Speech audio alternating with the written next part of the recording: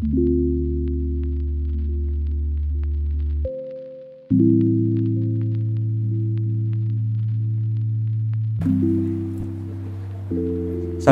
warahmatullahi wabarakatuh. Salam, Om Swastiastu, Namo Buddhaya, salam kebajikan, rahayu, salam sejahtera dan salam sehat untuk kita semua. Yang kami hormati narasumber kita, Bunda Heni Mustikaning Ati, dan yang mendampingi beliau Aspri ya, asisten pribadinya Ibu Odi, Ibu Rotija, dan semua peserta PMM Modul Nusantara 2023. Hari ini kita akan masuk ke modul inspirasi yang pertama dari program kita selama 16 pertemuan dengan balutan konsep Gus Jigan. Kita memasuki ending dari series yang pertama tentang Gus ya. Gus dalam artian sifat bagus atau sifat baik ya. Harapannya dengan kegiatan modul Nusantara, khususnya di modul kebinekaan, Anda akan belajar tentang bagaimana berinteraksi dengan orang yang berbeda-beda, belajar bertoleransi. Nah, kita hubungkan konsep dari modul Nusantara dengan tematik kita yang ada di Kota Kudus. Mungkin kalau di kota lain beda, modul Nusantara kota lain, yaitu kita menggunakan konsep series dari Gus Jigan, Bagus Ngaji Dagang. Nah, series yang pertama tentang Gus, Anda sudah belajar beberapa konten-konten tentang kebaikan dari sisi toleransi atau Gus yang menunjukkan sisi Kota Kudus. Pertama kita ada program ke Menara Kudus, lihat sejarahnya Sunan Kudus dengan bangunan akulturasi budaya, tidak hanya dari kegiatan, juga dari bangunan, juga mengakulturasi dari berbagai budaya. Terus kita juga ada kunjungan ke Kelenteng Hongling Bio di depan menara itu, yang umurnya lebih tua dari menaranya, tetapi masih eksis, masih saling menghargai dengan umat lain. Kita juga telah mengunjungi misteri lokasi, kunjungan misterinya ke apa? Bukan Menara Bubar, Langgar Bubar, Menara Bubar, itu kita ke sana ya. Kemudian kita juga ada konten tentang bagus, tetapi dari sisi kuliner.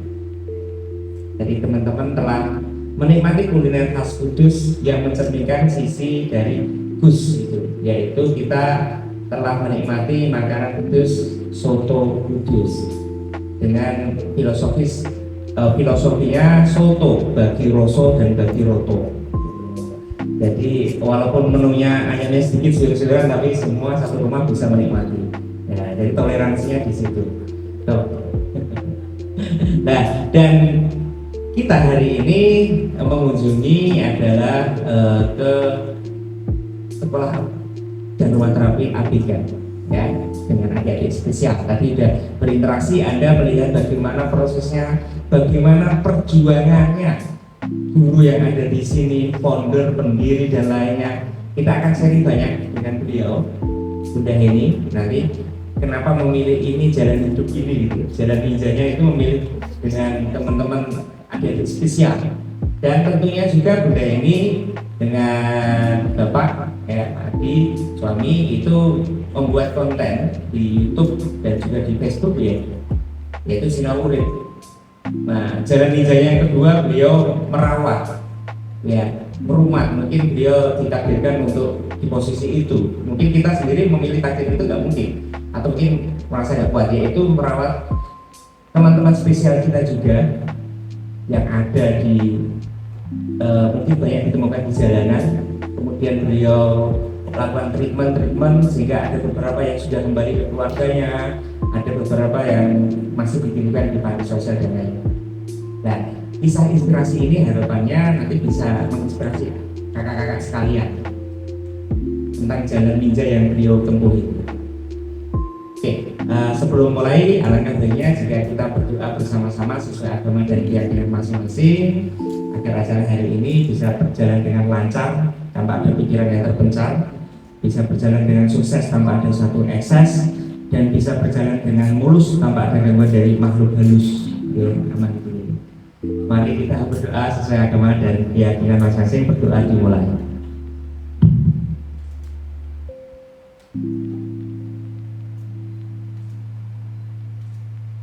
Amin. Oke, acara selanjutnya waktu dan tempat karena ini tempatnya Bunda. Silakan waktunya kita berikan kepada beliau.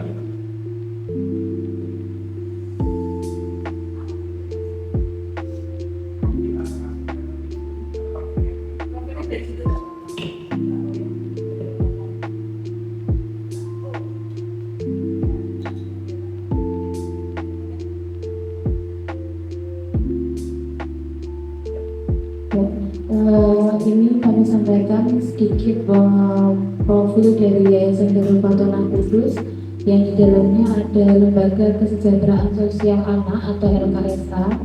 Kami di bawah naungan dari Dinas Sosial dan Kementerian Sosial yang kemarin alhamdulillah sudah melaksanakan akreditasi yang pertama, dan puji syukur kita juga mendapatkan hasil yang menurut kami di luar nalar, di luar nurul ya Pak ya. Kita itu dapat nilai A, padahal kita itu baru pertama kali dipaksa untuk mengajukan, bukan kita yang mengajukan tapi ditelepon untuk ayo ikut akreditasi, padahal kita nggak pernah tahu sama sekali akreditasi di bidang sosial itu seperti apa. Alhamdulillah diberikan oleh Allah, kita dipercayai dan diamanahi dapat nilai A. Semoga nanti ke depannya kita bisa tetap mempertahankan, yang sulit itu mempertahankan agar nilai A itu tetap ada di Yayasan Darul Fatona Kudus. Baik Bapak, selanjutnya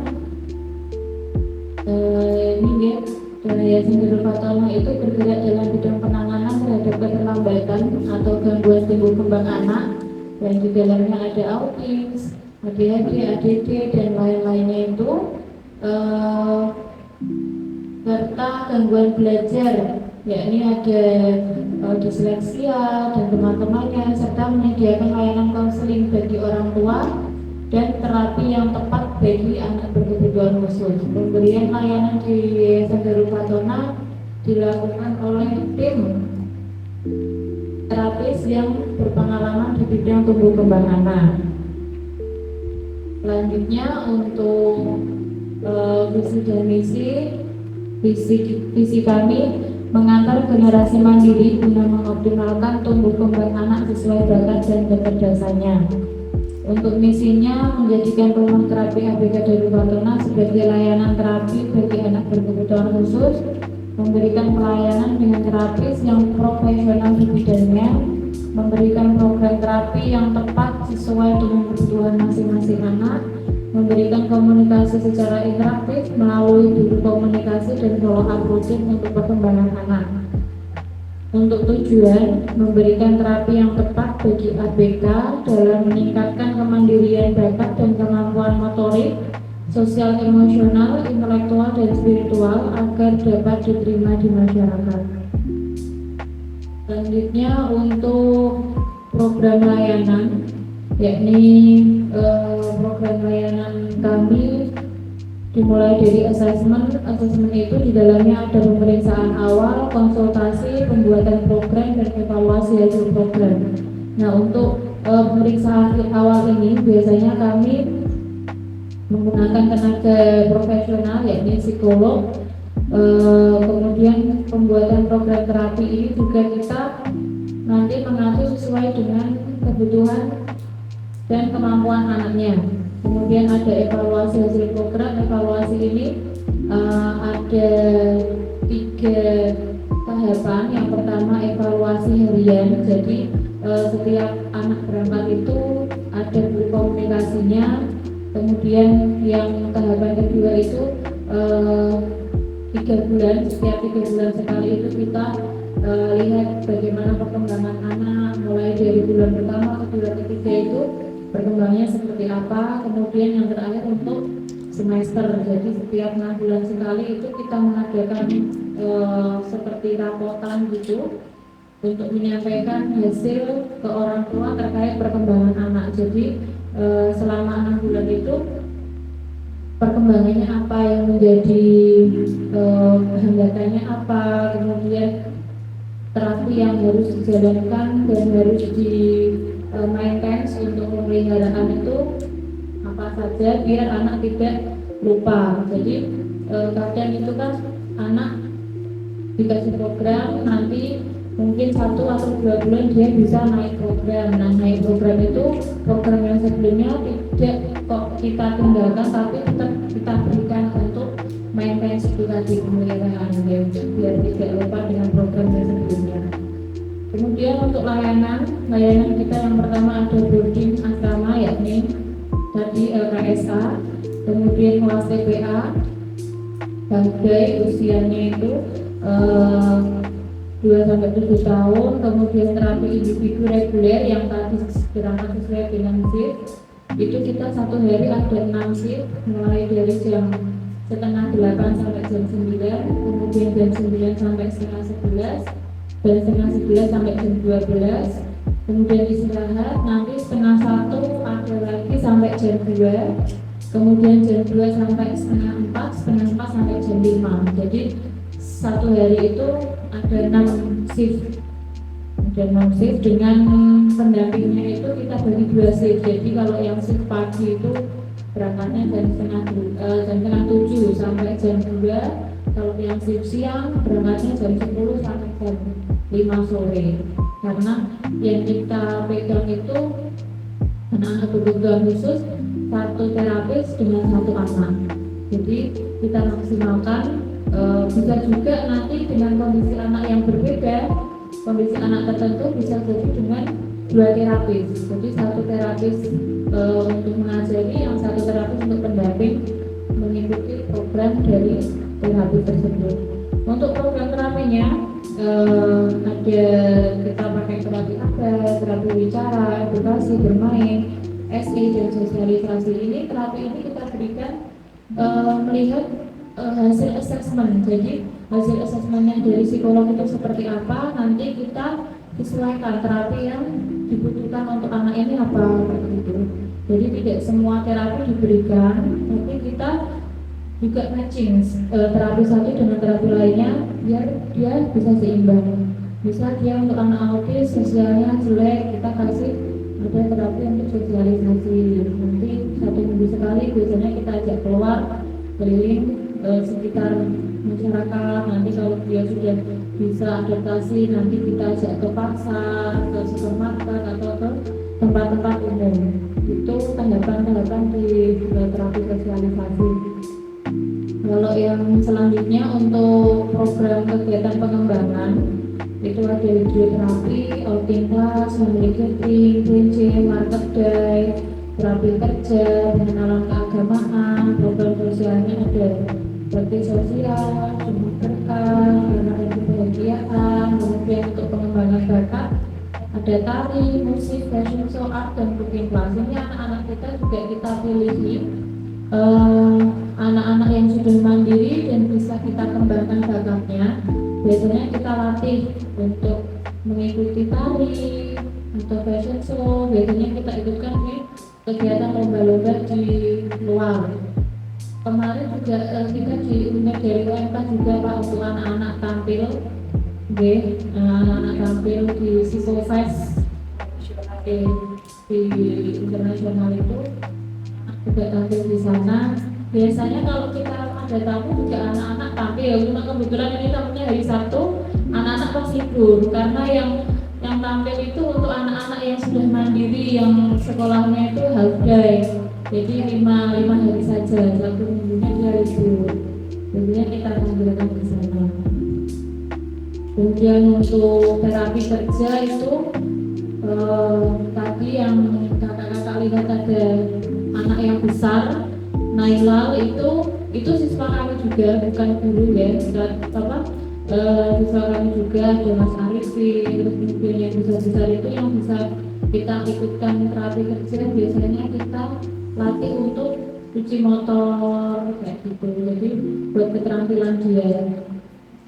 Ada juga kita nanti buat gelang atau buat kegiatan lain yang bisa dijual. Terus ada kaos, jadi anak-anak itu gambar, kemudian hasil gambarnya itu kita scan-kan, kemudian disablon di kaos, jadi dia pakai hasil karyanya sendiri. Selain kemudian kita jual, dan itu nanti masuknya ke anaknya sendiri. Selain kaos juga kita mau ada yang pakai tumbler itu, kemudian bisa dipasang di payung atau yang lain-lainnya. Jadi itu hasil anaknya sendiri kayak gitu. Kemudian lanjut ke Pak untuk ini ya profilnya. Ini yang ada di kami masuk sekretariat, kita pakai yang di data 1 di kampus 1 itu tempat ya. Kalau yang di Singocandi ini kampus 2 untuk pembelajaran. Kalau yang di kampus 1 di Grandon itu buat boarding yang LKSA itu. Kalau yang di sini untuk pembelajaran saja. Dulu kita ini ya sudah lengkap notaris dan kementerian juga. Tahun berdiri kita tahun 2015, kemudian sarana prasarana sekian yang di sini alhamdulillah kita juga dapat wakaf. Doanya juga semoga nanti lantai 2 bisa, gedungnya bisa langsung naik. bisa langsung naik, jadi anak-anak bisa belajarnya bisa tambah. Nah, karena rencana yang di atas itu mau dibuat aula dan kelas besar, yang di bawah kelasnya itu sudah full dan masih ada inden juga. Jadi kita belum berani terima kalau belum ada tempat dan SDM yang bisa pegang, karena kita maksimalkan ke terapi anak. Takutnya nanti kalau kita terima SDM kita kurang, nanti anak terapinya tidak maksimal, karena memang dari awal kita sudah pakai terapi satu anak seperti itu, biar hasilnya nanti juga maksimal. Mungkin itu saja Bapak yang dapat kami sampaikan. Selanjutnya nanti dari Bunda langsung. Terima kasih, masih sanggup teman-teman? Kita nanti seru-seruan bareng ya. Oke, sampai jam 12 ya. Jangan lewat loh, saya nggak masak soalnya. Kan kalau lewat jam 12 tuh harus ada makan kan ya. Jadi silahkan yang ada di depan kalian dimakan. Itu sebagian memang yang dimakan anak-anak. Kenapa? Karena anak-anak kita juga diet. Jadi tapi khusus yang di depan tadi itu dipesankan. Jadi tenang, masih ada rasanya. Jadi anak-anak kita diet itu dari gula, gluten, MSG, susu dan turunannya. Artinya mau itu susunya jadi yogurt, mau itu susunya jadi keju, mau jadi apapun, mereka tidak mengkonsumsi. Kenapa? Gitu pasti pertanyaannya. Kenapa? Karena mereka spesial. Jadi perlakuannya spesial. Ada beberapa dari mereka di bagian pencernaan itu tidak berfungsi dengan sebagaimana mestinya dan berdampak pada apa? Pada perilaku. Jadi yang tadinya sering tertawa tambah tertawa terus. Yang tadinya dia itu yang tadi yang kena cengkraman ya, itu tanda cinta namanya. Karena kalau dia suka dia pegang kencang, ini punya aku ini. Ya kok ambil, ini sapunya sapunya, jadi jangan ganggu sudah. Itu jadi mereka memang anak-anak spesial. Untuk yang BK psikologi mungkin silahkan belajar lebih detail begitu, karena banyak sekali jenis gangguan. Apa yang kalian tahu? Yang non psikologi dan BK silahkan belajar. Siapa tahu sampai kalian berjumpa. Jadi gak shock lagi, ini orang kenapa? Dan nggak mudah juga mengatakan bahwa aku tuh sedang mengalami gangguan jiwa. Gitu kan? Itu bisa ada internet nggak sih Pak? Kalau bisa ini buka YouTube-nya Sinaurip aja. Kita ngobrol santai ya. Ada pertanyaan nggak? Oh terserah. terserah. Ada pertanyaan dari sekilas tadi profil tentang yayasan ini. Ada yang mau ditanyakan? Kenapa sih Bu memilih menangani anak berkebutuhan khusus? Mungkin gitu ya. Sejarahnya kayak mana gitu? Sejarah singkatnya adalah saya, Bu Odi, dan sahabat saya satunya Cibi Besar tadi. Itu kita pernah jumpa, bukan jumpa, dapat laporan saya. Ada anak berkebutuhan khusus yang waktu itu belum terdiagnosa dia kenapa. Dia masih liar, belum tahu makanan, jadi semua masuk mulut. Apa aja sampai dia punya foto, dia gila, super pel dia minum, cat dia minum. Jadi dia tidak punya kontrol sama sekali atas semua keinginan dan apa itu perilaku. Puji Tuhan kita punya kesempatan jumpa dengan dia, akhirnya kita bawa dia untuk konsul seperti itu dan mendapatkan diagnosis yang presisi, fix dia autis berat dan psikotik. Komplit dong, dia nggak tahu ekspresi kayak tadi Mas Arifin.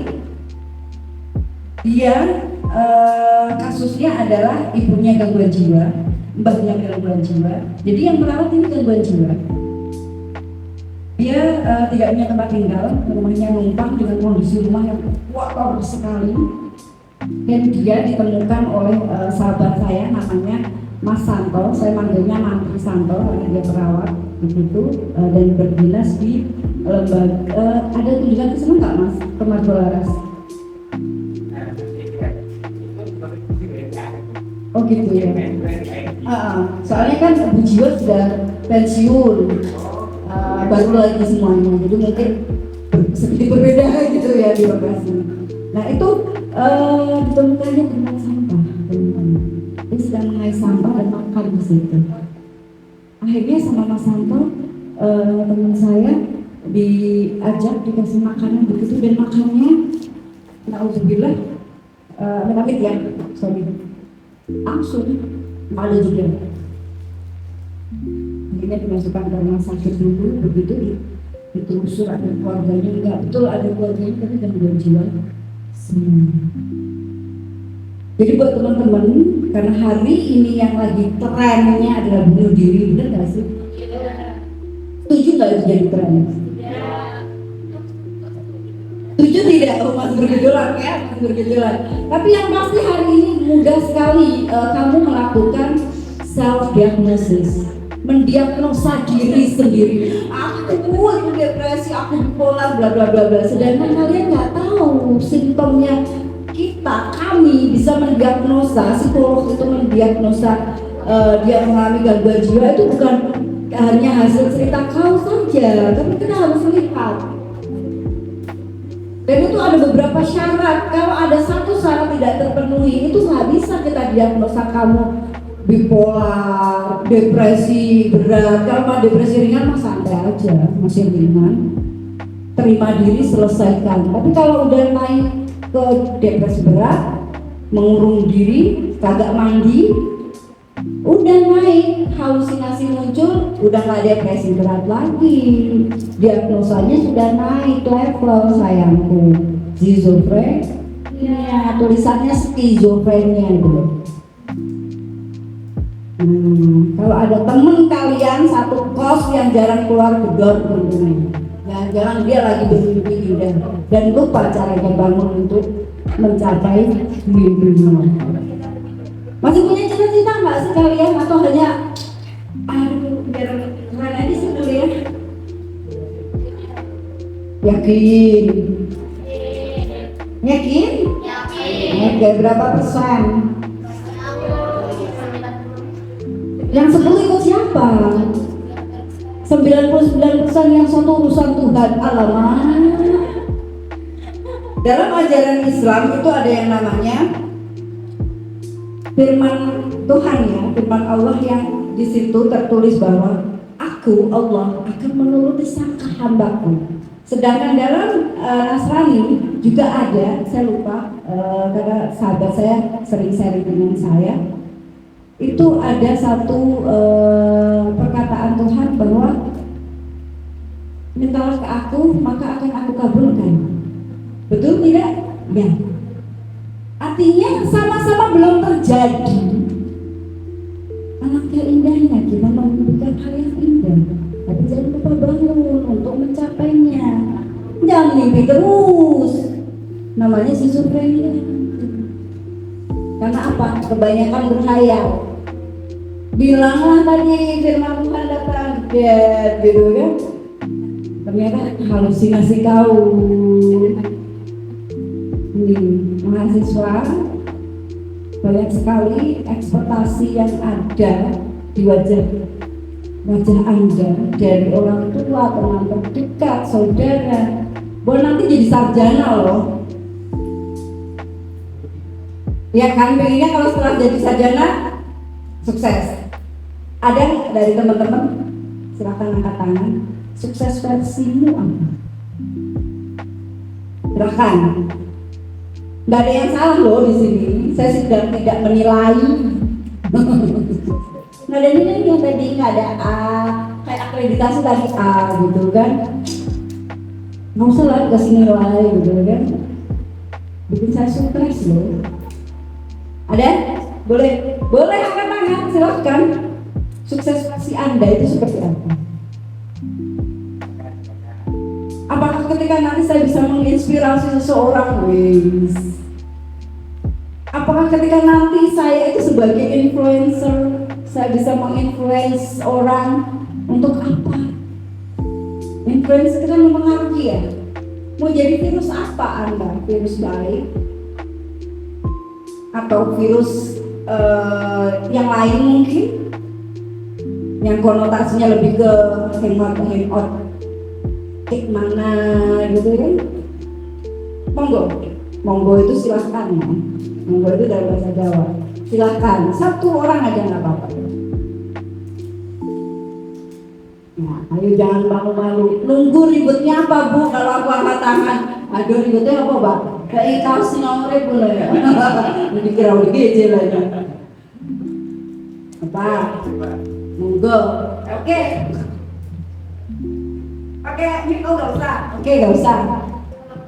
Saya sukses itu adalah merupakan pekerjaan bagi orang lain, dan satu lagi kita bisa mencapai atau menjadi sesuatu dengan usaha kita sendiri. Oke, terima kasih. Boleh aplausnya dong. Setiap orang punya versinya masing-masing. Tentu itu tidak ada salah, tidak ada yang benar, karena itu adalah sebuah keinginan yang ingin dicapai. Dan pesan saya cuma satu, apapun nanti jalannya. Tadi Om Mujid kan bilang jalan ninja gitu kan. Oh, saya suka ninja Hattori. Mendaki gunung, lewati lembah, pakai jutsun gitu, 1000 bayangan biar bisa kemana-mana. Naruto, saya suka itu, karena saya sampai tua begini juga nontonnya itu kalau sore. Jadi mau apapun itu nanti versi Anda, tidak usah menjadi versi orang lain. Apakah dulu saya gitu kan memilih jalan ini nggak ada caci maki? Ngapain sih ngurusinnya kayak gitu? Itu yang pertama. Yang kedua, gila kali lu happy. Nomor gila, sebuah bilang keluar langsung. Saya gila. Ya, saya gila untuk melakukan sesuatu hal yang saya suka dalam konteks positif. Ya kan, saya dengan dia pilih magangnya di tempat yang ekstrim. Kalau yang lainnya tempat ekstrim itu gara-gara dipilihkan, kalau kami gara-gara kami memilih, bukan dipilihkan. Kenapa? Karena memang saya nyaman di situ. Orang kotor yang di jalanan saya bersihkan. Saya nggak suka kotornya. Saya paling gede nggak bisa tidur lah kalau kamar kotor. Apa ya dia? Kamar kotor saya pindah nyari kamar. Nggak bisa nih. Itu kenapa? Saya juga nggak mau lihat ODGJ itu kotor, makanya saya mandikan. saya ganti baju biar bersih, dan itu terjadi sebelum ada YouTube ini. Sebelum suami saya ikut saya ke Kudus waktu dia masih di Papua. Jadi kenapa saya logat timurnya masih kenal? Ya, saya mengajar di sana kan. Saya mengajar bahasa Indonesia, mengajar membaca, matematika. Yang katanya mereka sudah diajar, enggak. Bagaimana aja kita mencintai mereka dulu, baru kita bisa mengajari. Tapi kalau nanti kalian, siapa tahu ya, someday jadi seorang dosen, guru, kalau kalian udah negatif dulu ke siswa, bilang siswaku tuh sulit, udah deh, 1000% saya pastikan bahwa kalian akan punya mahasiswa ataupun siswa-siswa yang pasti penuh dengan masalah, pasti. Itu pasti. Karena apa? Apa yang kamu katakan itu yang kamu ciptakan. Monggo dipilih yang mana Pak Mujib buat mereka relaksasi dulu sambil menyiapkan pertanyaanmu. Bertanya apa? Kalau mau ke toilet, di sana toilet, di sini toilet. Ada tadi yang di tempat kalian senam itu di luar, nggak usah ke dalam. Sebelah sini itu ada toilet luar. Di sini ada, tapi ke dalam ruangan. Monggo mau diputar yang mana? Asik. Yang mana ya Pak ya? Yang populer yang mana? Mbak Umar. Ini terang banget ya kita punya ruangannya. Mau dikasih gelap.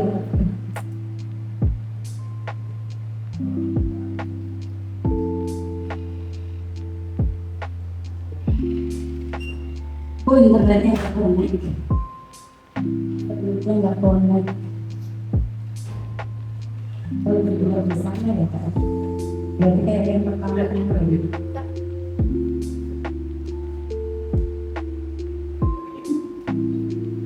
Boleh kalian nyiapin pertanyaan apa terkait dengan jalan ninja yang saya pilih, kenapa? Kalau tadi disampaikan bahwa jadi sosok inspiratif, kayaknya enggak ya. TV itu suka salah. Jadi saya masuk news itu dari mana kelas ya? Mulai dari acara pertama. Jadi sampai ketemu wartawan sampai yang lari, khawatir gitu. Karena setiap bikin event untuk anak berkebutuhan khusus selalu eventnya booming.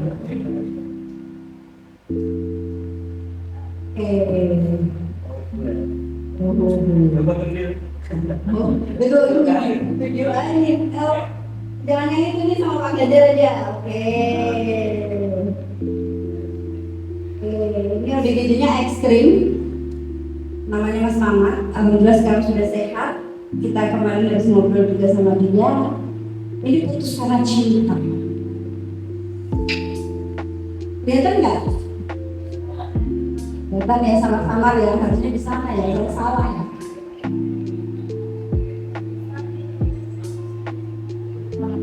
Suaranya ditutup.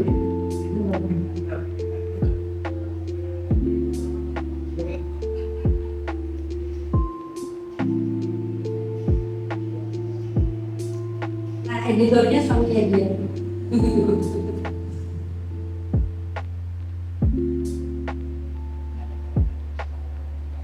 Ini masih ada COVID sedikit, jadi harus masih pakai masker.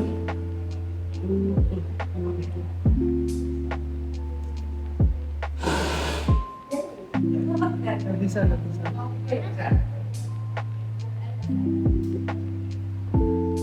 Udah pakai mic soalnya.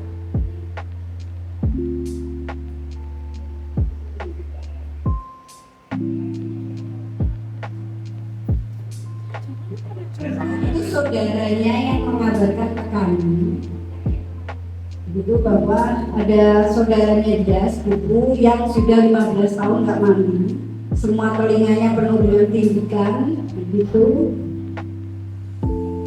tidurnya di jalanan, dia gendong sajam dan apa ya, besi ya, yang dikalungkan di lehernya. Ternyata besinya setelah kita timbang itu 38 kilo.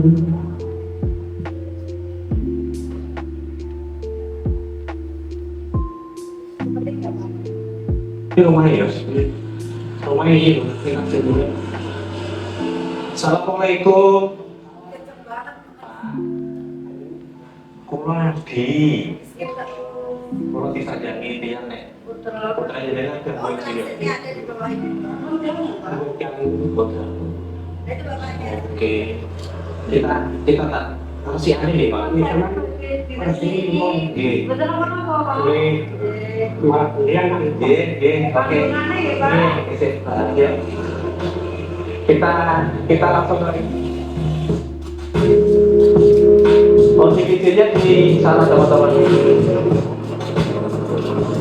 Lagi tiduran.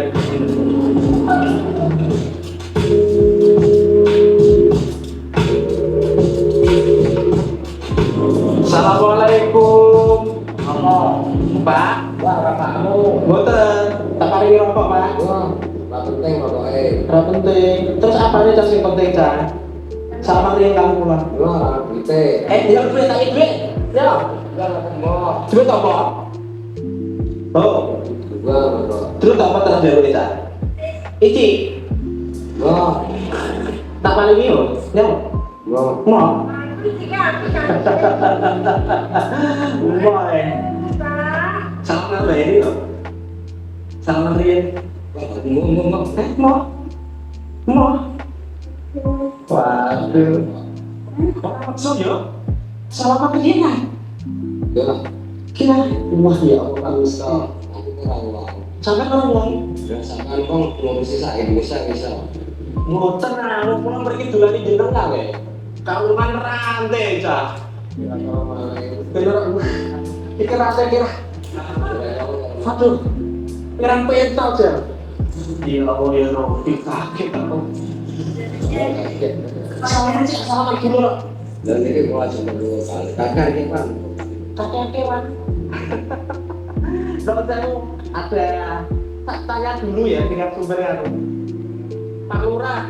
Seperti Kalau biasa, saya Pak. Assalamualaikum. Kalau saya Assalamualaikum asal kita.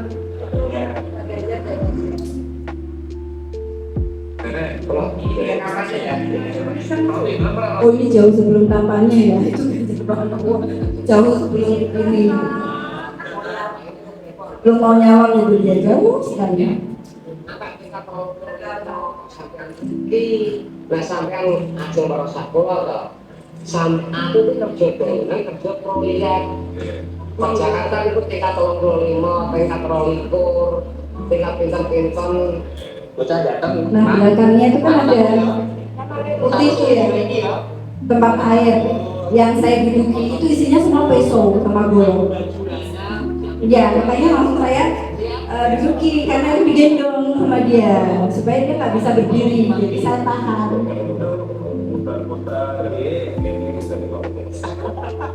Gini loh Pak, sinar urip itu memang kita turun ke jalan, kita di jalanan, ya misalnya gitu. Terus kita aktif media sosial untuk ketemu keluarganya. Alhamdulillah sudah 87 yang kita temukan.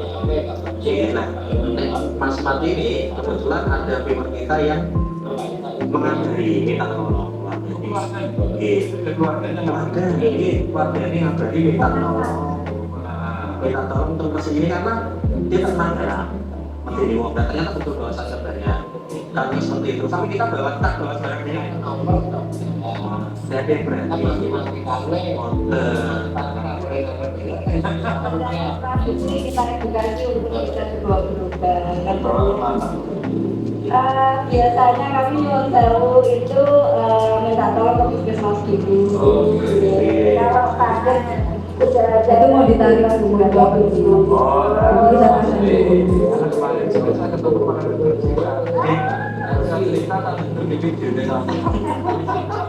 besok saya membawa ke Bondo Pak. Dari Pati kita bawa nek yang Pati itu punya data kependudukannya lengkap. Ini saya belum tahu.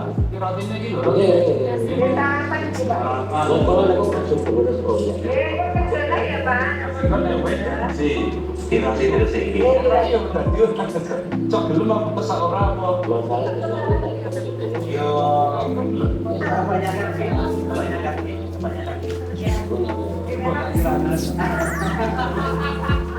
Maka ganteng. itu dari Pak Ganjar. Ya, kalau palingnya kayak kenal kan dari tinggal. Jadi ini anut aku ya, ya, anut ya, ya, anut, potong rambut, potong kuku, dia kaos, ganteng saya, ganteng saya, palingan saja, ya, anut ya, oke. Silakan yang bisa dinapas dikasih es sama Mas Naila. Makasih ya Mas ya. Ya,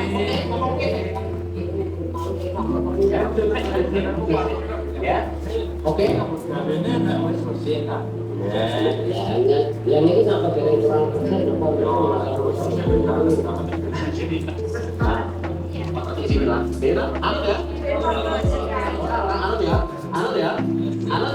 Oke.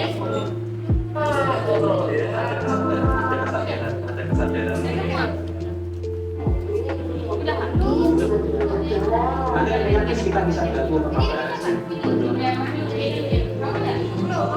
lagi ya.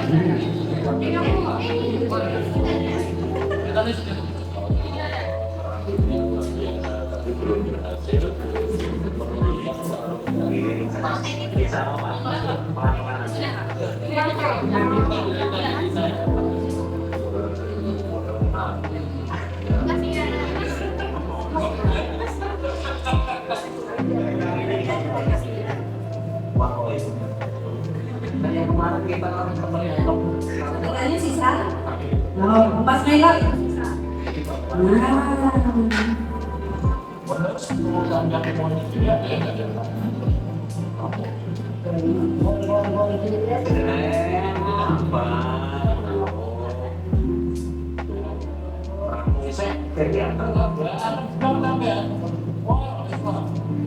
Pak Mujid kasar.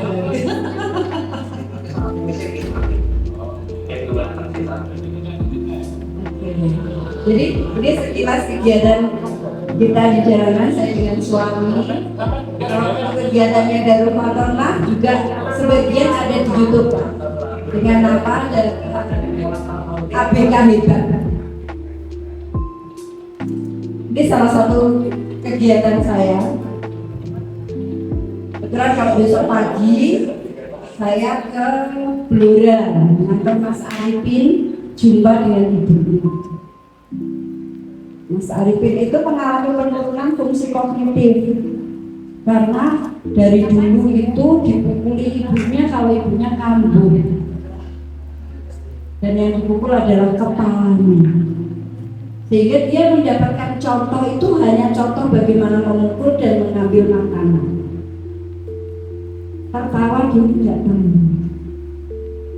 Makanya Darul Fatonah Kudus Hebat itu yang satunya ya. Benar. Ada.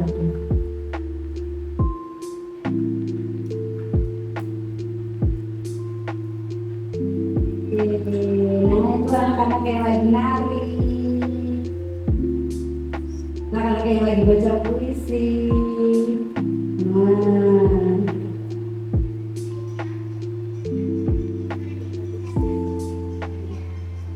Nah itu Down syndrome, namanya Mbak Mariam. Nah kalau ini Mbak Arin yang di depan lagi, turunnya. Ini Zidri autis, yang paling depan kecil itu autis. Nah kita tadi ngomongin aja ya. Nah kalau itu retardasi mental, kalau yang 3 itu Down syndrome.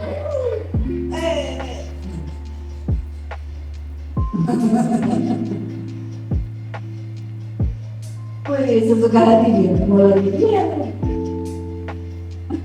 Sama-sama tuh ya, dimana ada yang sama kual ke bawah, ada yang cuma setengah.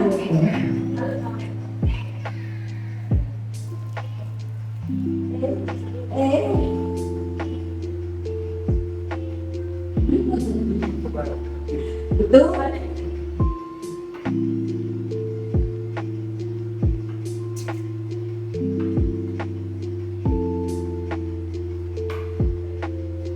Ini juga Down syndrome ya, baik. Naira sama Mbak Dewi.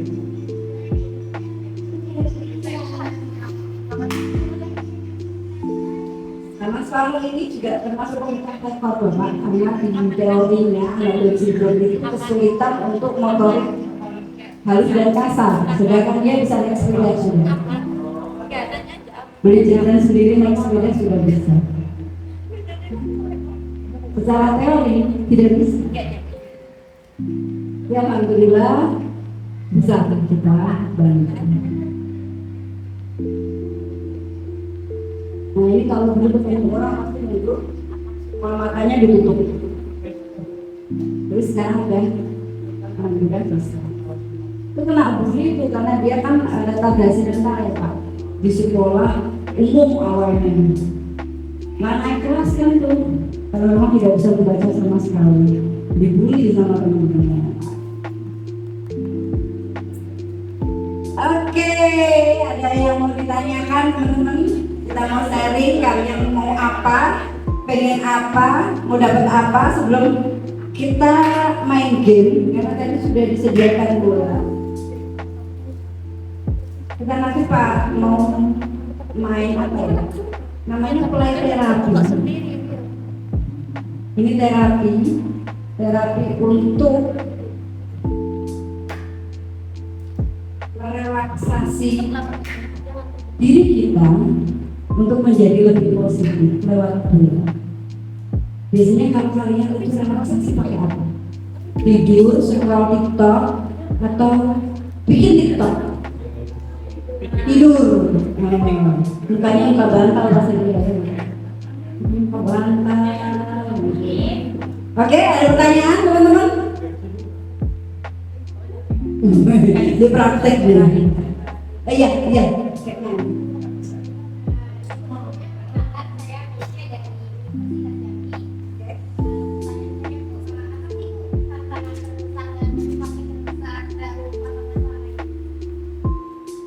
Tantangan, gue langsung tak jawab dulu.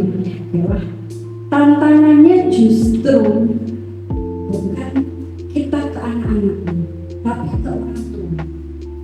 Karena tidak mudah orang tua itu menerima bahwa anaknya ini beda dengan yang lain. Jadi ini mungkin nanti untuk teman-teman BK, ingat pesan dari saya. Konseling BK untuk anak berkebutuhan khusus bukan ke anaknya, tapi ke orang tua.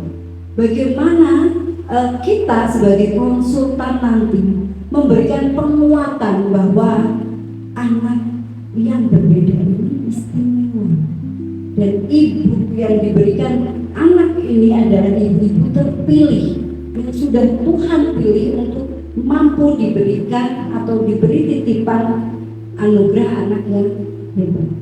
Jadi tantangannya itu yang pertama. Tantangan yang kedua adalah ketika kita memberikan terapi, baik itu terapi sosial seperti tadi, ataupun terapi hidroterapi. Hidroterapi itu terapi air. Jadi kita melatih mereka untuk lebih tenang dengan air, ataupun play terapi ketika outdoor, yaitu penerimaan masyarakat. Karena anak berkebutuhan khusus itu masih selalu dipandang sebelah mata. Jadi ketika kita ke tempat umum, kalau di Kudus ini kita biasanya ke Taman Krida atau Balai Jagong. Itu kalau kita ke Taman Krida, semua yang ada di taman itu minggir semua, kayak berasa jijik gitu. Dan itu pun ekspresi mukanya mereka juga nampak gitu, mata mereka juga nampak, kayak udah pelan-pelan minggir. Dan satu pengalaman yang menyayat hati saya 2015 itu kami pertama kali Car Free Day Pak di Kudus, kita bagi bunga dan stiker yang bertuliskan kurang lebih itu tulisan saya, jangan bandingkan aku dengan mereka, aku adalah aku, bukan dia atau mereka. peluk aku, rangkul aku agar aku bisa. Itu ada yang lari, bukan anakku yang lari, mereka yang lari.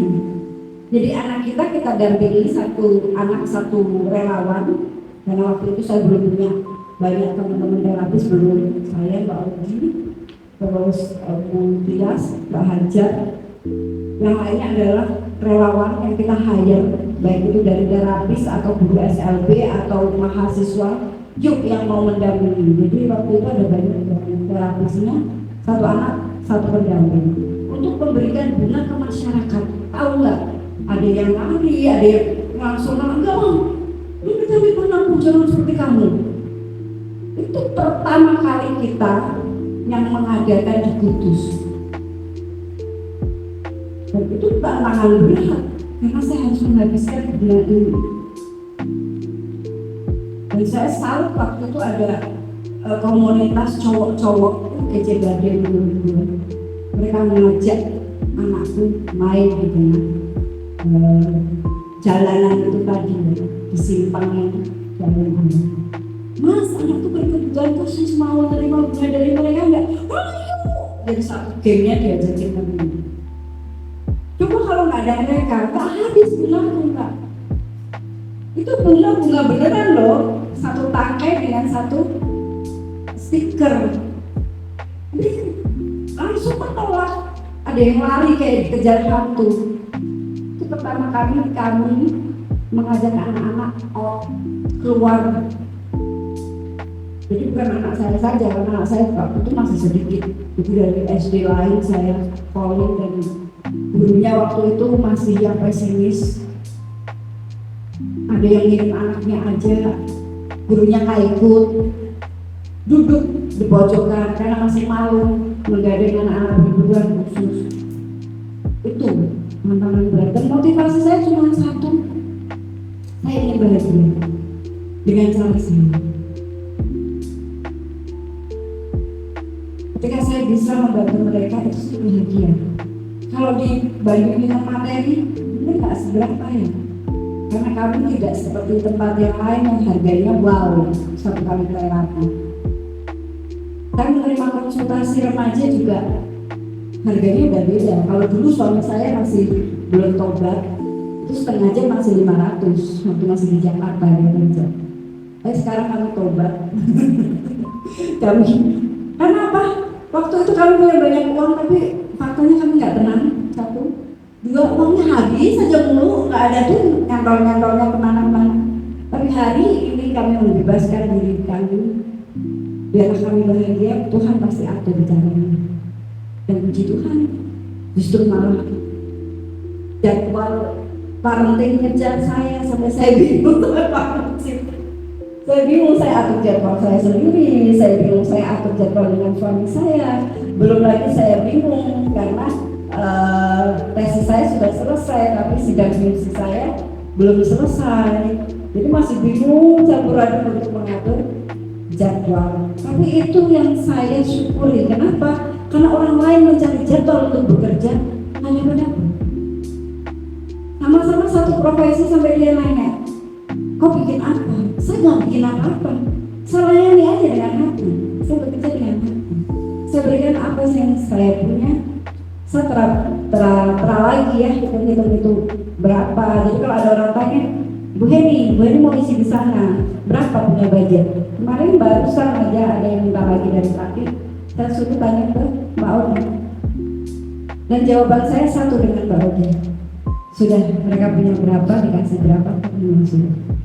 Itulah berkah kita.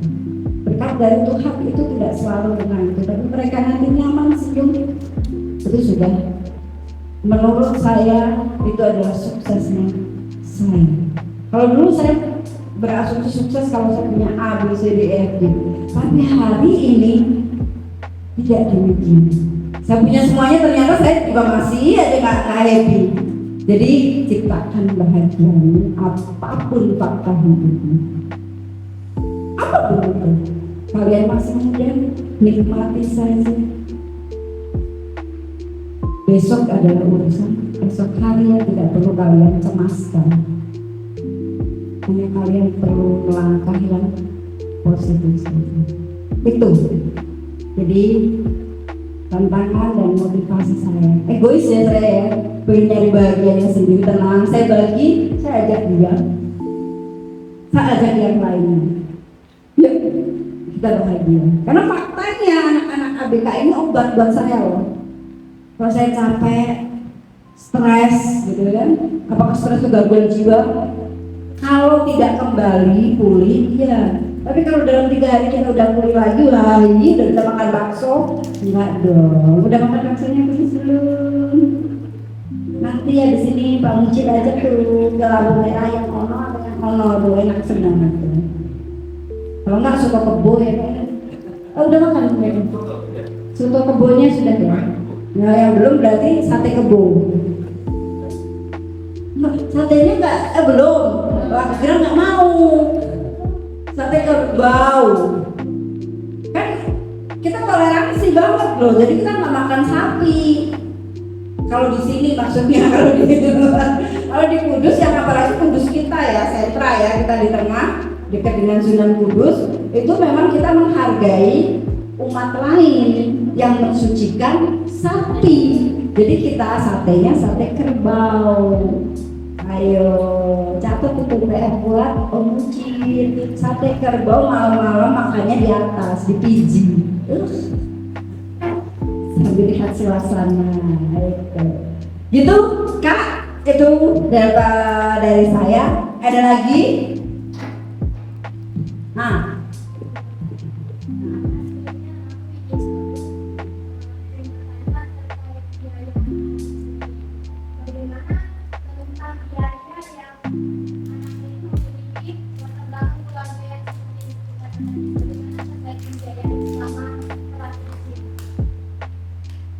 untuk ke satu sampel Mas Arifin ya, karena dia ibunya gangguan jiwa, mbaknya gangguan jiwa, tidak ada keluarga, rumah tidak punya, free.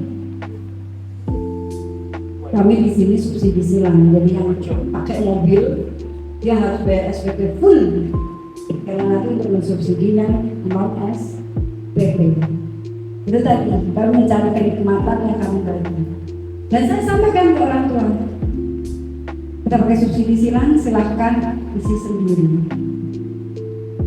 Jadi di sini tidak ada uang pangkal, kalian masuk gitu ya, anak ABK mau terapi, mau sekolah, mau boarding, nggak ada uang pangkal. Kalau bahasa kita infak ya, infak sedekah atau apa tulis aja sendiri, mau kasih 100, 200, enggak juga nggak ada masalah. Terbukin aja sendiri, ada kotaknya. Betul. Kalau SPP itu kan berkaitan dengan kita, ada anak-anak, ada guru-guru saya yang bekerja, otomatis ada gaji ya. Tapi gajinya memang tidak besar, tapi setidaknya lebih besar daripada gaji guru SD ya Pak. Kita pakai shift, tadi ada 3 shift kan sebenarnya, bukan 2 shift. Yang tidak disebut itu shift malam. Itu cowok-cowok yang hari tidak hadir, itu yang mengasuh malam hari 10 anak. 3 orang cowok. Jadi kita pakai subsidi silang sayang, yang mampu membantu yang tidak mampu, dan yang tidak mampu supaya bisa mendapatkan layanan dan tidak keberatan. Karena pada dasarnya mereka datang, orang tuanya nganter aja itu aku udah happy, udah bahagia. Artinya orang tuanya sudah care, itu saya sudah senang. Ya, jadi saya bisa diskusi dengan orang tuanya. 3 bulan sekali saya sediakan layanan konsultasi, free juga untuk mereka. Kita bagi 3 sesi, betul. Dan kita juga buatkan programnya per individu, jadi bukan program klasikal ya, enggak. Karena per anak butuhnya beda. Yang kecil tadi itu butuh terapi bicara namanya TB. Ya, kita buatkan program mulai dari pembentukan oral, mulutnya main ke depan, pembentukan vokal sampai keluar, bukan hanya teriak. Itu Jadi subsidi semua yang cantik. Semoga nanti kalian punya tempat di sana ya. BKBK psikologi, semoga nanti punya tempat di sana. Kalau yang lainnya tadi ada apa? Matematika, semoga nanti bisa mengajar matematika anak berkebutuhan khusus. Yang mana mereka nggak tahu uang 2000 itu kayak mana. Mas Naila tadi yang kesini itu nggak bisa membedakan. Tahunya merah ya, 100.000. Dan itu korban.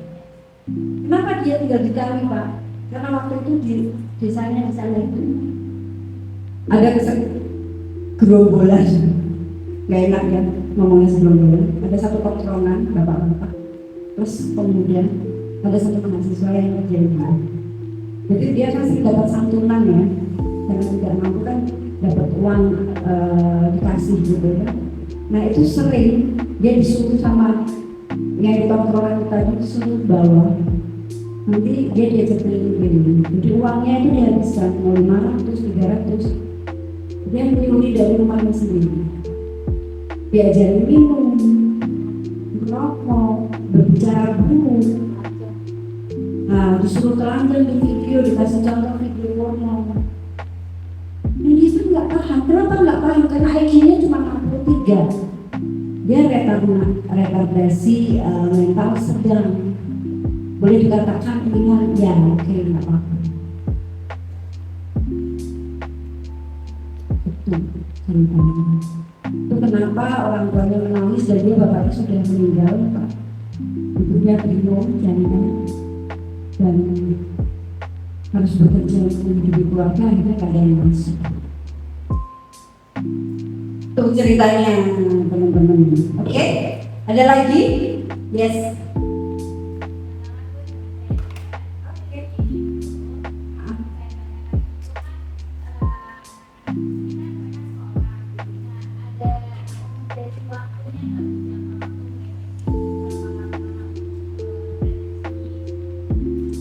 Oke, karena itu masuk dengan kurikulum dan layanan terapi, tentu ada satu kalau dia terapi saja, baik anak reguler namanya, itu kita berdasarkan gangguan. Jadi kalau memang gangguannya ringan gitu ya, taruh kata dia misal diagnosanya autis verbal, artinya dia bisa bicara. Ada autis yang nggak bisa bicara ya, kayak Mas Raffi itu kan verbal, jadi dia bersuara tapi tidak berbicara gitu. Nah itu di awal kita target dulu nih, karena kalau anak berkebutuhan khusus itu kan terapinya panjang, tapi kalau ringan insya Allah pendek. Jadi kita punya namanya terapi itu jangka pendek, menengah, panjang. Jangka pendeknya adalah yang saat ini. Nah, kalau anak itu masih liar, dalam tanda kutip masih belum tahu apa-apa, pasti kita 3 bulan pertama adalah kepatuhan. Dia harus punya eye contact. Kalau autis kan dia nggak sesuka hati ya, dia nggak punya eye contact, dia nggak apa ya, perilakunya nggak bagus gitu. Maladaptif bahasa kita harus buat dia adaptif dulu. Itu jangka waktu pendek. Panjangnya adalah kita kembangkan kognitifnya. Gitu. Jadi itu kenapa di sini saya sebut sekolah luar biasa. Tidak hanya SLB seperti yang lain, tapi di sini itu apa ya? Plus terapi. Kalau yang lain kan nggak ada terapi. Kalau di sini plus. Apakah ada yang sudah lulus? Ada. Autis ringan. Ketika kami katakan, oh ini sudah bagus, dengan kondisi kognitifnya bagus, mampu sekolah umum. Biasanya kami lobby sekolah untuk kami titip pertama kali trial dan error. Jadi kita titip dulu. Sambil kita pantau, bisa nggak dia dengan temannya, atau dia bermain dengan temannya dipukulin, kan dia nggak sadar dengan pukul. Jadi kita bikin sadar, kita harus kasih tahu dia bahwa ini nggak bisa, ini nggak boleh. Jadi tentunya ada, tapi tergantung kondisi si anak. Kalau berat, yang ada jangka waktunya, kecuali sudah mandiri, berat dan IQ-nya rendah, itu fokusnya hanya kemandirian, bisa mandi sendiri, BAB sendiri, BAK sendiri, tahu ya BAB ya, BAB, BAK sendiri, cuci baju sendiri, nyiapin makannya sendiri, yang itu tujuan pertama kalau memang gangguannya berat, seperti ODGJ itu kan gitu. Yang ada di rumah saya hari ini ada dia, yang tadi disebutin Mbak Umar sama Subandi.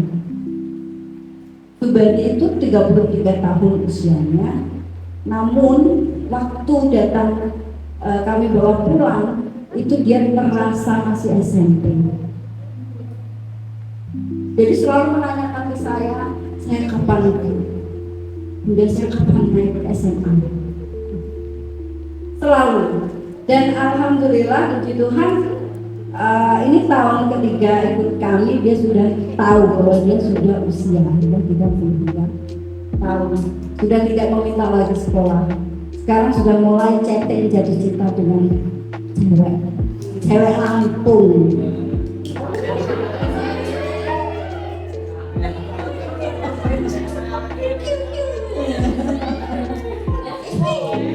Boleh 100 kali 50.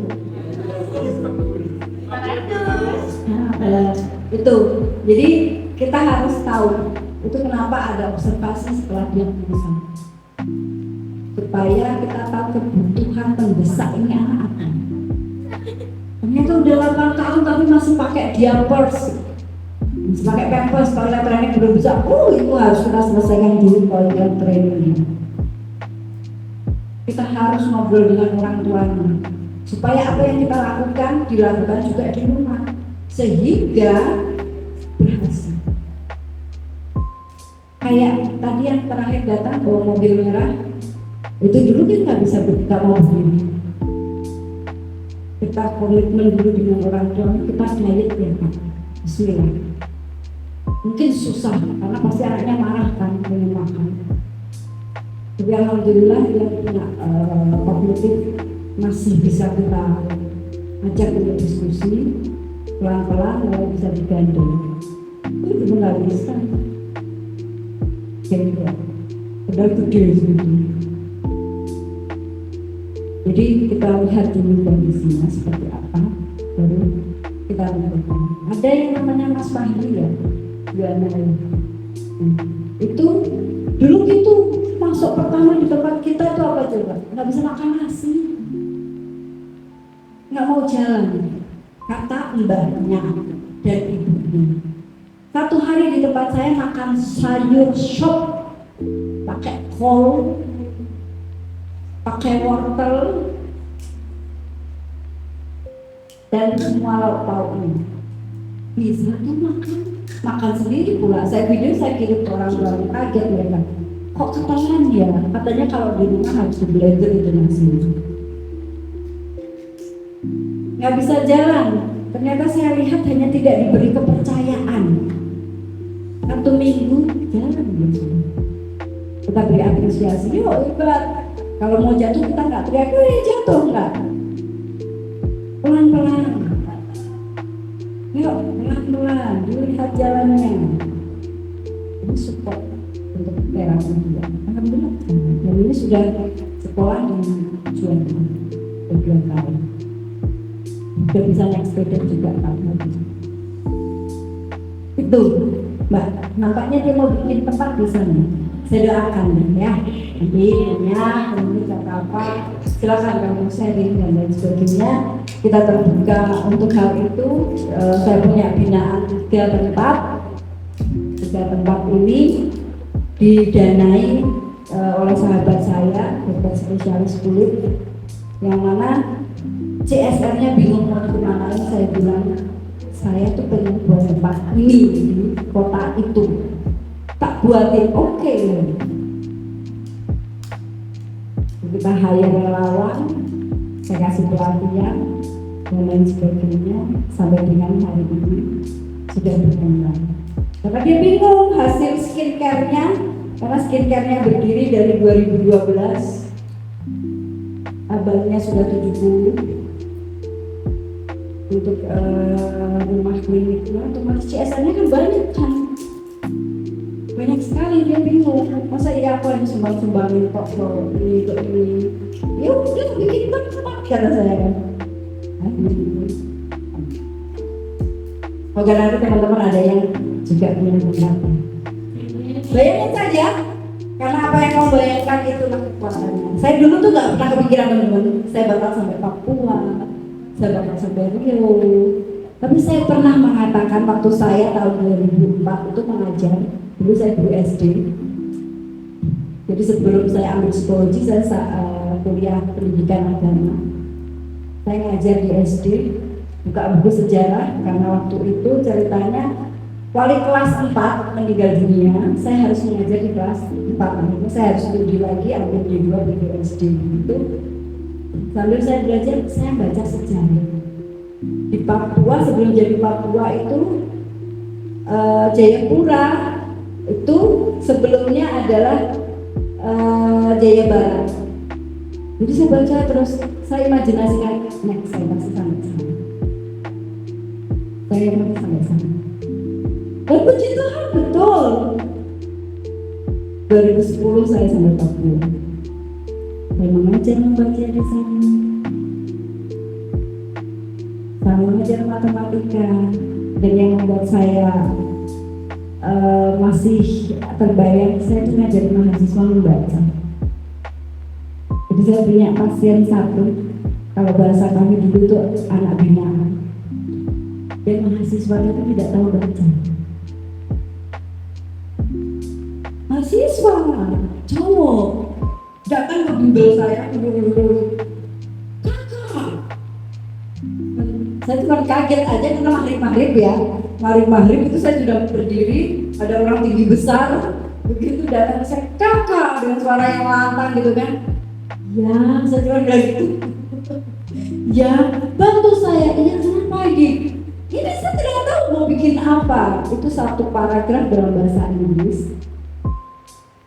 Disuruh terjemahkan, itu saja pertanyaannya. Adik, ini disuruh terjemahkan? Iya, baru bagaimana? Satu-satu toh atau satu kalimat langsung begitu. Dia diem lama. Ada bisa baca tuh? Itu lagi saya punya masalah. Berarti belum tahu dulu. Tidak tahu bagaimana itu merangkai jadi bisa terbaca. Jadi kamu sendirian kan? Saya ada 5 orang. Belum bisa baca semua. Belum. Terus kenapa kau bisa naik kelas? Kalau tidak naik itu sekolah sudah kena bakar sama bapak saya.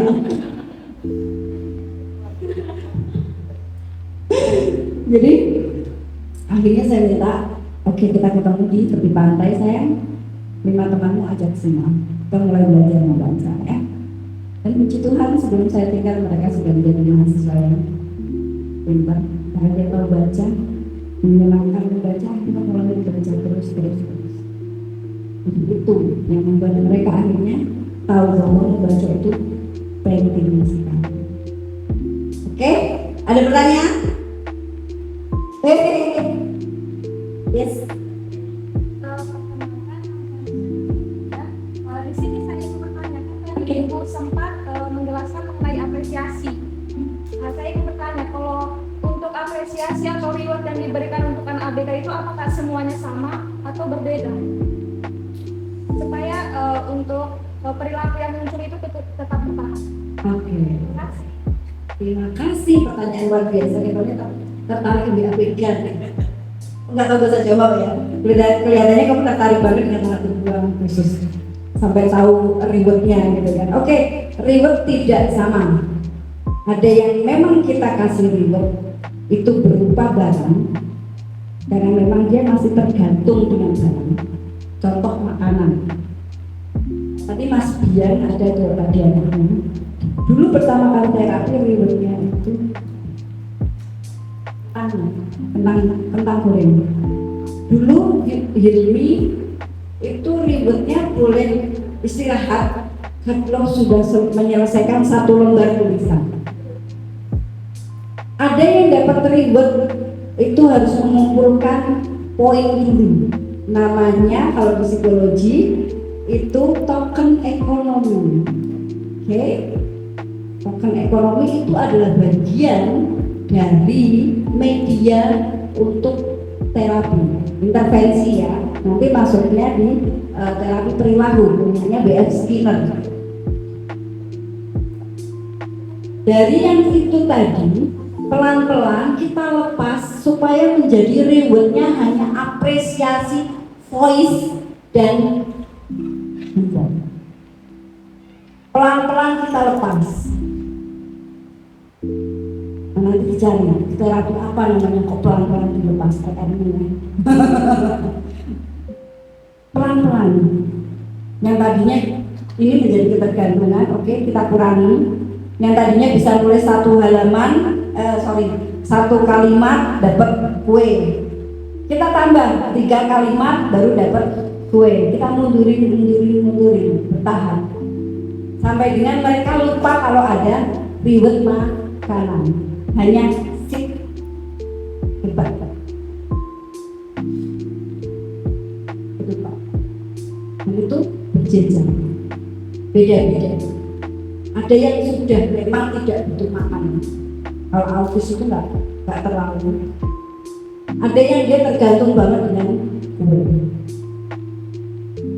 Itu ya Mbak. Jadi tetap analisanya per individu, namanya tulisannya EIP, Education Individual Program. Atau kalau di dunia pendidikan yang anak BK namanya PPI, Program Pendidikan Individu. Dan itu harusnya ada di sekolah ini khususnya. Lagi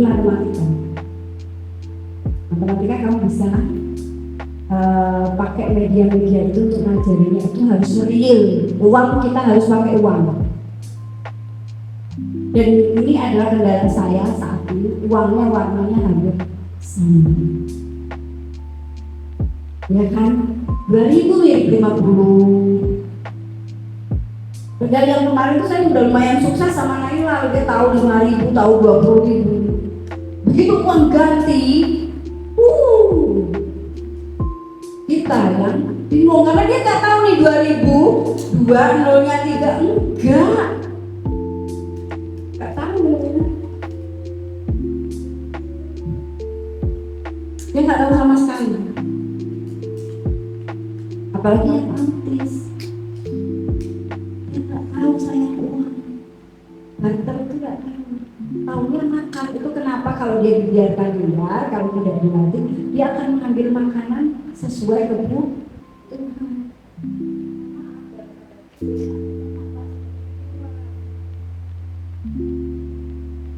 Memang logika abstraknya belum ada, logika berpikirnya itu belum itu. Jadi mungkin yang sudah kena cakar atau kena apa, tadi kena cium, ada yang kena cium. Jangan mimpi ya teman-teman. 17 tahun itu 17 ya Mbak. Kalian itu dulu datang pertama kali mau ekspresi, nggak mau duduk, maunya tengkurap dengan posisi kapal, badannya yang depan begini, yang belakang begini. Udah kayak kapal. Kita ngelatih duduk begini itu 4 orang. Karena dulu masih kaku, kalau sekarang enggak.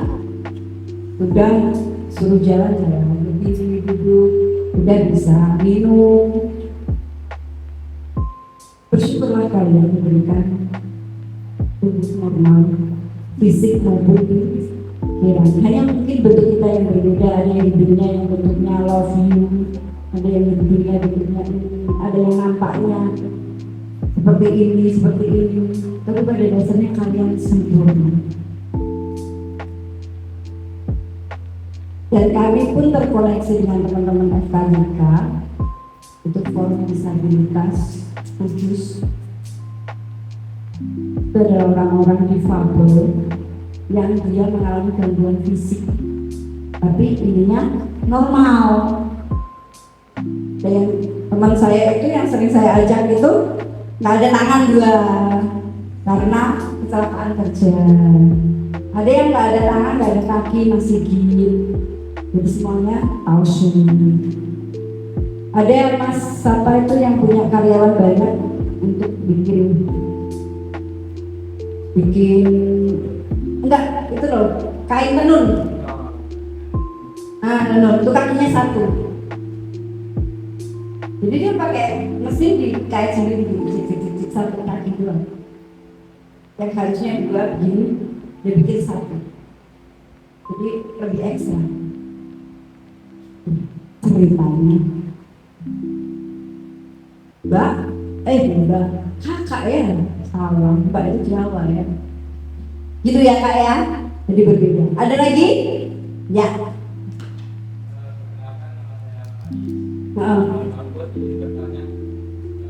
Gimana sih faktor-faktor penyebab anak ini bisa memiliki bukan entah itu mungkin dari keturunan atau karena dari sumber juga. Oke. Tapi kan mungkin ada pola atau pola asuhnya Oke. dari lingkungan itu gimana cara menjaga.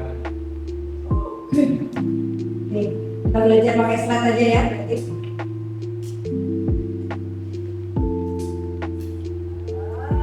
Oke, siap. Kan nanti aku share aja.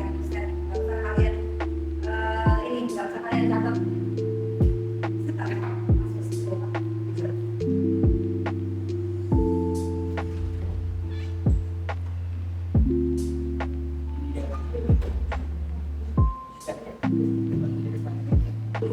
Esnya rasanya manis. Makasih. Manis banget kayak aku ya. Sebelahan sama parfum gula soalnya.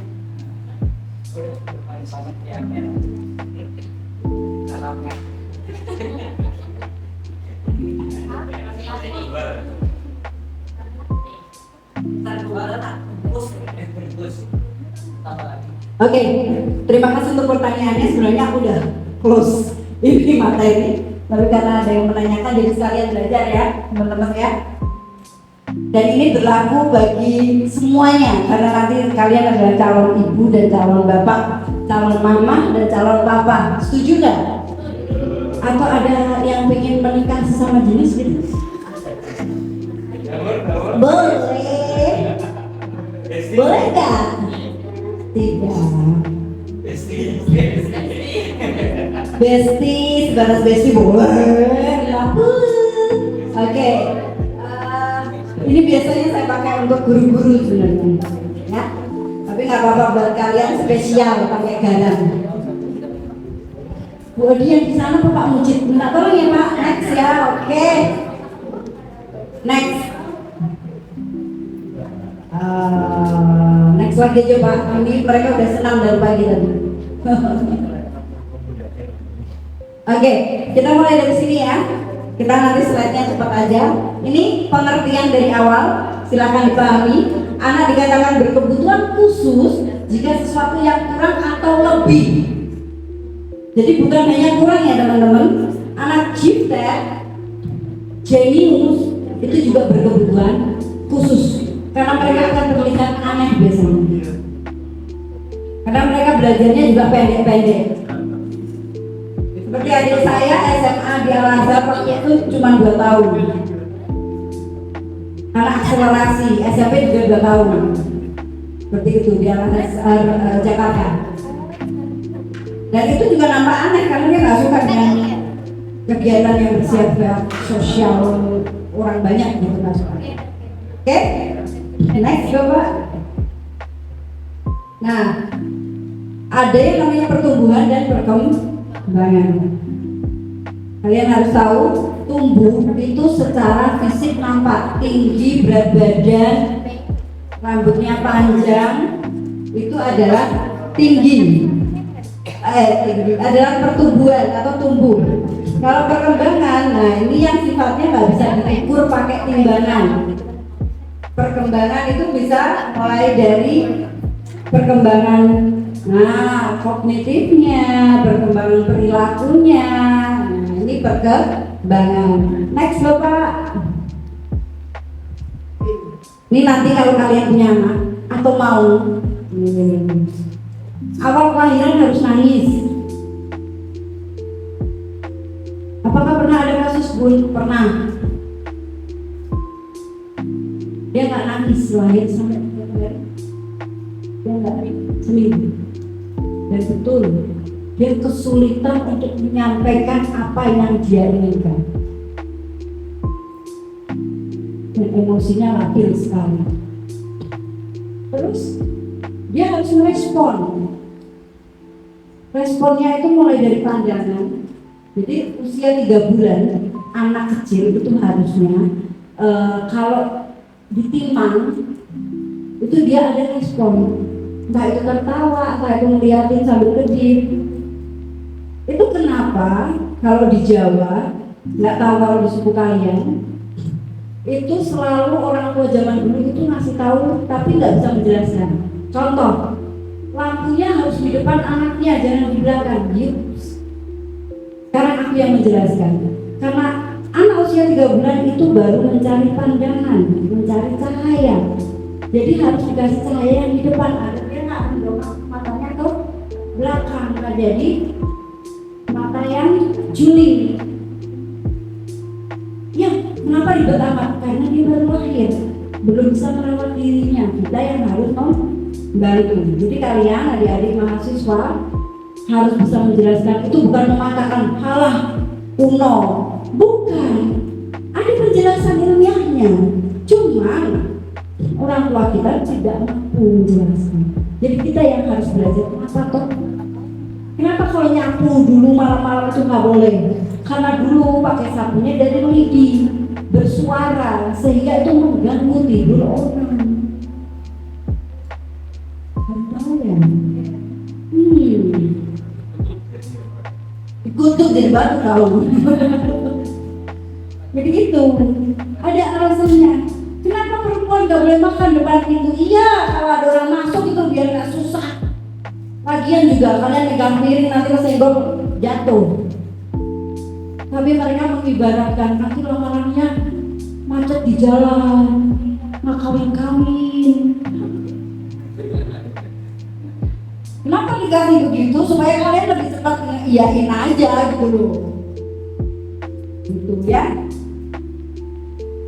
Maksimal usia berjalan 18 tahun ya teman-teman ya. Jadi kalau lebih dari 18 tahun itu sudah mengalami keterlambatan. Jadi sudah ada gangguan. 18 bulan. 18 tahun baru jalan. Oh salah aku. Terima kasih, berarti tidak mengantuk. Tidak ada gangguan pendengaran. Jadi ketika ditimang tadi toh, kalau di kalian kayak mana? Kalau di Jawa sini Ciluk, sama, wah, Ciluk Bang nasional berarti ya. Ciluk anak ganteng, anak cantik, jangan sampai nanti anak mau timang dengan ini gantengnya anak siapa? Lupa kalian bikin gimana? Itu harus pikiran gitu ya, timang-timangnya kayak gitu ya. Tidak ada gangguan penglihatan, itu kenapa? Tadi harus ditimang. Kalau nggak ada respon, kita ngobrol dengan dokter anak atau siapapun yang berkaitan dengan tumbuh kembang anak. Oke? Harusnya sudah mau cek, itu menandakan dia tidak gagal dan 1 tahun bisa manggil mama, papa, mama, cucu. Nah nanti kalau ngajarin anak kalian, kalau anak kalian bilang cucu, kalian bilang susu. Atan, makan. Kalian yang harus benar, bukan ditirukan. Oke, next Bapak. Nih, tadi Masnya nanya penyebabnya kenapa, apa dan lain sebagainya. Nih Mas ya, ini selalu saya lakukan. Kamu lihat yang awal sebelum kehamilan. Apakah kehamilan ini diinginkan? Itu juga jadi faktor utama. Kenapa? Kalau kehamilan ini tidak diinginkan, pasti itu orang akan melakukan satu, mencoba menggugurkan. Entah dengan apapun nanti, mau itu dengan minum, entah itu dengan obat haid, pelancar haid, entah itu dengan urut pijit dan lain sebagainya. Ini penting. Kalaupun ternyata di umur digigit ini tidak mempan, ada satu. Biasanya ibunya cemas, gelisah. Nah, kecemasan kegelisahan ini oleh anak yang masih orok direkam, dan itu akan muncul gangguan emosi. Anak yang mudah cemas, penakut, mudah depresi, mudah kena gangguan jiwa dan sebagainya. Oke, itu penyebab pertama. Terus apalagi kalau orang tuanya itu membuat anak, tahu ya, aku bilang membuat anak ya, berhubungan intim kalau nggak tahu, itu tidak dengan ikhlas, biasanya tidak mau sama mau, tidak bersih. Kalau dalam Islam itu kita harus berbersih tubuh, berbersih pikiran. Pikiran artinya adalah ikhlas. Dalam agama lain mungkin akan sama, kalian harus menyebut nama Tuhan dulu supaya jadi anak yang jadi anak Tuhan ya. Terus di apa nanti? Di hamilnya, supaya ketika kalian bercampur itu pembelahan selnya bagus, pembuahan sel telurnya baik. Karena kalau tidak baik jadi apa Bu? Mohon maaf, bisa jadi anaknya Down syndrome. Karena Down syndrome itu ada saat pembuahan. Sel kromosom ke-21 itu membelah jadi 3 padahal harusnya 2. Itu kenapa wajahnya hampir mirip sedunia karena memang kesalahan pembelahan itu ya, itu salah satu sebab. Kedua, usia kehamilannya di bawah 35 atau di atas 35 itu sangat berpengaruh kalau kehamilan awal. Jadi terlalu tua hamil tidak bagus, terlalu muda hamil juga bagus. Yang sedang-sedang saja kalian lanjutin kuliahnya dulu ya. Sampai yang cewek usia 21, nah itu range-nya. Kalau udah ngebet banget ya udahlah 21 menikah nggak apa-apa ya. Ada gangguan psikologis tidak? Lain dari calon ibu atau calon bapak. Jadi ini nggak ke ibu doang ya. Karena ada namanya sel telur, ada namanya sel sperma. Kalau bapaknya stres, spermanya jelek. Kalau bapaknya jorok, kencingnya itu asal berdiri di pohon, asal berdiri di pagar, itu pulang nanti pasti bawa bakteri.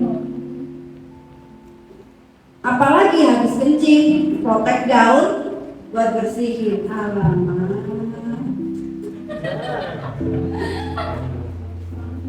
Jongkoklah kalau kencing supaya tidak kena prostat, penyakit itu. Ya. Oke. Ini pentingnya nggak ada riwayat gen di atasnya. Jadi teman-teman, bukan ODGJ itu gilanya turunan, bukan ya. Tapi gen, ada namanya gen untuk mengatur biar bahagia dan stres. Ada coping stres lah. Pelepasan hormon ini ada pada sebagian orang yang lepasnya itu berlebihan sehingga dia mudah stres. Nah, hormon ini yang turunnya genetik. Jadi saya punya kasus, saya bilang generasi di atas keempat ada yang gangguan jiwa, artinya kamu punya kerawanan. So hati-hati, carilah tempat yang indah untuk berbagi. Gitu ya Mas Bro ya. Jadi itu penyebabnya. Terus nanti kita cek lagi nih prenatal ngapain gitu ya. Pas dia lahiran, dia berhenti nggak kepalanya di jalan lahirnya. Itu kenapa mamanya harus disupport oleh bapaknya. Kau calon bapak support lah istri kau nanti. Jangan tahu bikin nggak tahu support. Ibu-ibu juga gitu nanti calon mak-mak ya. Harus serius kalau pengen lahiran normal. Bisa, aku tuh 3 kali masih sampai. Aku tuh gak susah melahirkan saya. Aku kalau nggak senang hamil. Lama 9 bulan. Andai 2 bulan kayak kucing, lahirnya gak usah nanggung. Ya, ketiga itu aku dapet di Manokwari. Pas di Manokwari, suami itu nyusul, jadi sudah. Akhirnya aku ada jalan-jalan ke Merauke kan, masih di dalam kandungan tuh. Usia 7 bulan, nggak mungkin juga lagi di sana. Kenapa nggak mungkin? Nggak pengen. Jadi aku pulang. Terus gangguan medis pada janin, ada nggak toksoplasma di rahim emaknya? Nah ini yang salah satu dicurigai penyebab autis. Jadi apakah orang yang diem sendirian itu autis? Ya enggak, belum. Dia menyendiri. Autis itu ada simptom-simptomnya, ada 6. Jadi ya teman-teman ya, ini jadi jangan mudah cemas, dirilis cemasnya. Terus usia kehamilan normal tidak, harusnya hamilnya 9 bulan, tiba-tiba 7 bulan harus keluar akal. Nah setelah proses persalinan nanti pola asuhnya bener nggak? Keadaan ibu baby blues enggak? Kalau ibunya nggak siap punya anak kan biasanya baby blues tuh marah-marah harus netekin, nanti badannya berubah. Dan nikmatin aja berubahnya juga gini-gini dulu. Dari yang dulunya langsing gitu kan, bohai, sekarang lebih bohai langsung. Proses tumbuh kembangnya. Nah ini. Oke, next. Bapak, terima kasih. Nanti kalau punya kartu ini, seret lagi Pak. Ini ya, habis ini udah deh. ABK itu ada yang bersifat permanen dan temporer. Permanen kayak mana? Jadi yang berkaitan dengan kerusakan keseluruhan organ. Autis apakah bisa sembuh? Tidak. Kita bisa kurangi semua bahasanya adalah gangguannya kita kurangi dan minimalkan. Tapi yang hilang kan nanti. Saya punya ini ya, jaringan saya, anak teman saya salah satu dokter di Kudus, anaknya autis ringan dan sekarang anaknya jadi dokter. Tapi dia masih merasakan kecemasan yang tinggi kalau mau menghadapi sesuatu sampai dia harus teriak dulu di toilet. Jadi dia udah bisa kontrol. Cewek, dia pasti lompat-lompat di toilet sambil teriak-teriak dulu. Kalau udah dia gini-gini itu dia langsung minta izin lagi. Kalau enggak dia akan nampak terus. Pukul badannya sendiri sampai gini. Ini hilang tidak, jadi kita bisa minimalkan sendiri Pak. Dan nggak ada yang tahu itu sampai sekarang. Kalau dia itu autis lagi. Yang hebat siapa? Orang tuanya. Itu ya. Oke. Yang lainnya ya ini nama-nama. Terus penanganan tadi ya bro ya. Kalau penanganan satu, konsultasi supaya terdiagnosa.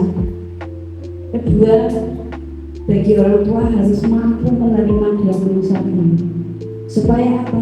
Supaya apapun nanti yang dilakukan dalam bentuk terapi atau sekolah itu berhasil. Karena kalau tidak akan berhasil. Itu. Ada pertanyaan lagi? Habis? Atau masih ada? Habis? Oke, terima kasih. Sebagai penutup, kita mau pakai play terapi buat kalian semua.